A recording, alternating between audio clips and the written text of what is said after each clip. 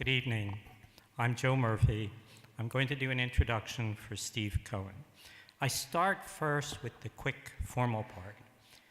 Steve Cohen is a partner at Sidley Austin. For 12 years before, he was at the SCCE, most recently, Associate Director of Enforcement. He was Senior Advisor to the Chair on Legal and Policy Matters and spent 4 years as an Assistant Chief Litigation Counsel. Now the important part. Steve was a leader at the SCCE who is a true friend and champion of compliance. On this point, I quote Steve's own words, "Let me emphasize that it is deeds and not words that count most." Steve is a man of deeds.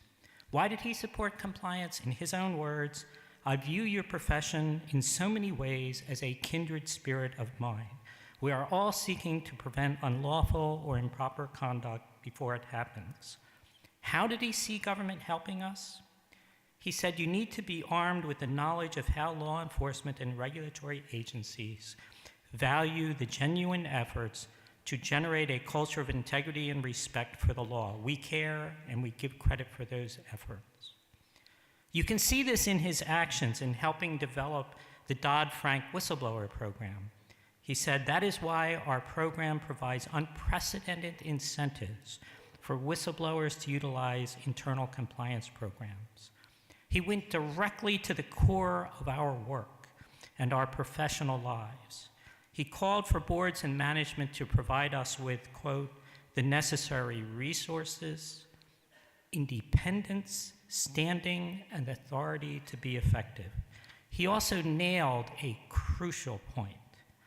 Of course, it is a fair question to ask whether the SECO is senior management. Steve was a champion of doing compliance right, even on points we may sometimes avoid.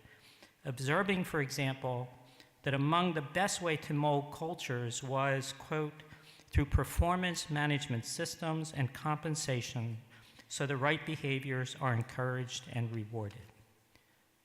To those in the enforcement community and legal profession who still see this as merely a battle between government and companies, Steve hit the key point. Remember, we are in this together. We are partners in ensuring that integrity and professionalism are woven into the very fabric of corporate culture.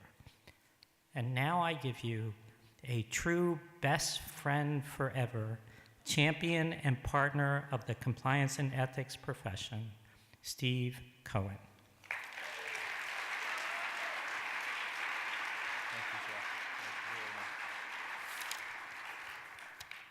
Wow. Thank you very much for that incredible introduction, Joe.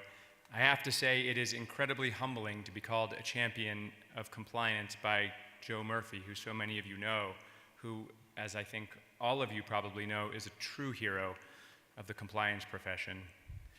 When I gave my speech at this conference 4 years ago, I was equally humbled to give my thoughts in a room full of real compliance professionals, and I feel no different today, although I should note that when I wasn't winning an award, I got 25 minutes to speak, and this time I get 2.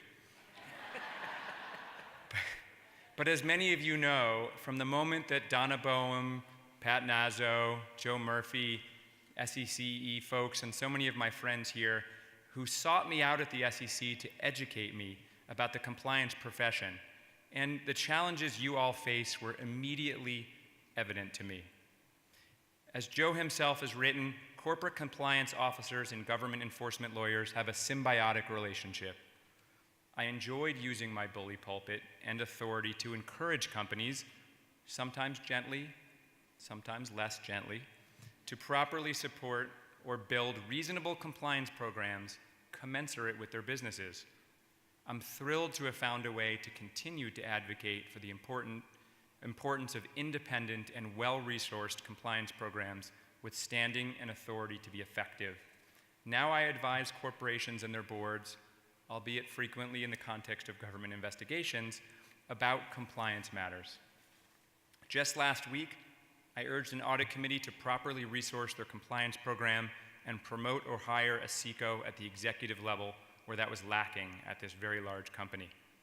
The week before, I had the opportunity to help a compliance chief avoid efforts by the general counsel to subordinate her role in the company.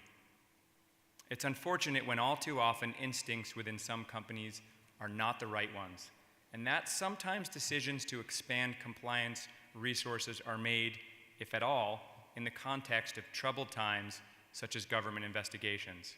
But together we are making great progress.